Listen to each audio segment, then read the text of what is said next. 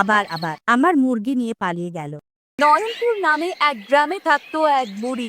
অনেকদিন আগে তার স্বামী মারা যায়। খামারের মুরগি আর গরু নিয়ে বুড়ি তার দিন কাটাতো। খামারের মুরগির ডিম আর গরুর দুধ বিক্রি করে যে টাকা আসতো তাতে তার দিন চলে যেত। কিন্তু তার একটা দুঃখ ছিল, তার খামার থেকে প্রতিদিন রাতে মুরগি চুরি হয়ে যেত। বুড়ির বাড়ির পাশে ছিল এক জঙ্গল, সেখানে থাকতো এক শাকচুন্নি। সে প্রতিদিন রাতে মুরগি চুরি করে পালিয়ে যেত। মুরগি নিলাম, পালিয়ে দূরে চলে গেলাম। ধরা যাবে না, পরো যতই মান, আমি বনের বুদ্ধিমান।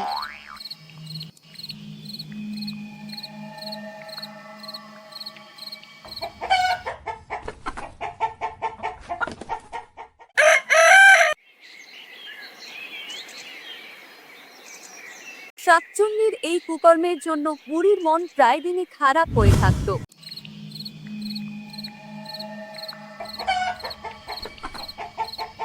একদিন রাতে মুরগির আওয়াজে বুড়ির ঘুম ভেঙে যায়। আবার আবার আমার মুরগি নিয়ে পালিয়ে গেল। একদিন বুড়ির মাথায় এক বুদ্ধি এলো। আমি এই ধূর্ত শাকচুন্নিকে ধরতেই পারছি না। এইভাবে তো আর চলতে পারে না, আমাকে কিছু একটা করতেই হবে। এবার আমি একটা ফাঁদ বানাবো, এই শাকচুন্নিকে আমি একটা শিক্ষা দিয়েই ছাড়বো। এই বলে সে তার পরিকল্পনা মাফিক খাঁচা বানানো শুরু করে। তার খাঁচা বানানো শেষ হলে সে তার মধ্যে একটা মুরগি রেখে দেয় আর ফাঁদ পেতে রাখে কখন শাকচুন্নি আসবে। সে অপেক্ষায় বসে থাকে, তখনই সেখানে একটা শাকচুন্নি আসে।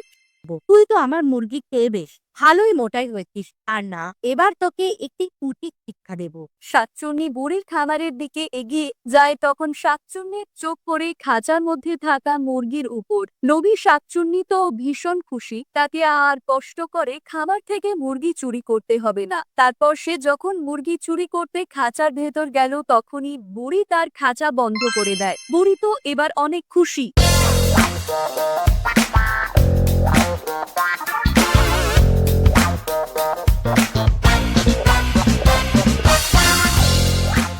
যা এবার মুরগি নিয়ে।